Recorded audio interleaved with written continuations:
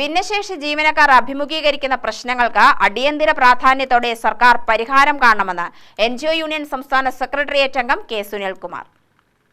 Super ന്യൂമറി തസ്തികയിലെ ഭിന്നശേഷി ജീവനക്കാരുടെ തസ്തിക ക്രമീകരണം പൂർത്തിയാക്കണമെന്നാവശ്യപ്പെട്ട് NGO യൂണിയൻ കളക്ടറേറ്റിന് മുന്നിൽ നടത്തിയ ധർണ സുനിൽകുമാർ ഉദ്ഘാടനം ചെയ്തു.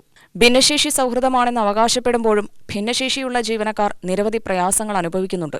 തസ്തിക ക്രമീകരണമില്ലാത്തത് ഭിന്നശേഷിക്കാരുടെ ആനുകൂല്യങ്ങളും പ്രൊമോഷനും നിഷേധിക്കപ്പെടുന്നതിനിടയാക്കും. ജീവനക്കാരുടെ അവകാശങ്ങളും ആനുകൂല്യങ്ങളും നിഷേധിക്കപ്പെടുന്ന സാഹചര്യം ഇടതു സർക്കാർ ഒഴിവാക്കണമെന്നും സുനിൽകുമാർ പറഞ്ഞു. രാജ്യത്തെ ജനങ്ങളുടെ യാത്ര മേഖലക്കകത്തുണ്ടായിട്ടുള്ള ഇന്നുള്ള എല്ലാ സൗകര്യങ്ങളും ഇല്ലാതാകുന്ന സാഹചര്യം ഉണ്ടാകും. അവന്റെ യാത്രാ രംഗത്തെ സൗജന്യങ്ങൾ റദ്ദ് ചെയ്യപ്പെടുന്ന സാഹചര്യം ഉണ്ടാകും.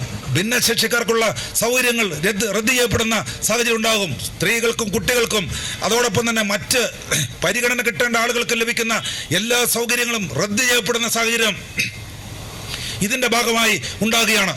അതുകൊണ്ട് നമ്മൾ കാണേണ്ടത് കേന്ദ്ര ഗവൺമെന്റ് എടുക്കുന്ന നിലപാട് ഏറ്റവും പ്രധാനപ്പെട്ടതാണ്. കേന്ദ്ര ഗവൺമെന്റ് രാജ്യത്തെ സാധാരണ മനുഷ്യന്റെ താല്പര്യങ്ങളെ സംരക്ഷിക്കുന്ന നിലപാടല്ല സ്വീകരിക്കുക, മറിച്ച് രാജ്യത്തെ കോർപ്പറേറ്റുകളുടെ താല്പര്യത്തിന് ഉതകുന്ന നിലപാട് തുടർച്ചയായി സ്വീകരിക്കുന്ന ഗവൺമെന്റാണ് കേന്ദ്രം ഇന്ന് ഭരിച്ചുകൊണ്ടിരിക്കുന്നത്. രണ്ടാമത്തെ ഗവൺമെന്റ് കഴിഞ്ഞ് മൂന്നാം ഗവൺമെന്റ് വരുമ്പോൾ നമുക്കൊരു പ്രതീക്ഷയുണ്ടായിരുന്നു. എന്താ പ്രതീക്ഷ? BJPക്ക് മാത്രമായി രാജ്യത്ത് ഭൂരിപക്ഷമില്ല. ജില്ലാ പ്രസിഡന്റ് കെ മഹേഷ് അധ്യക്ഷനായി.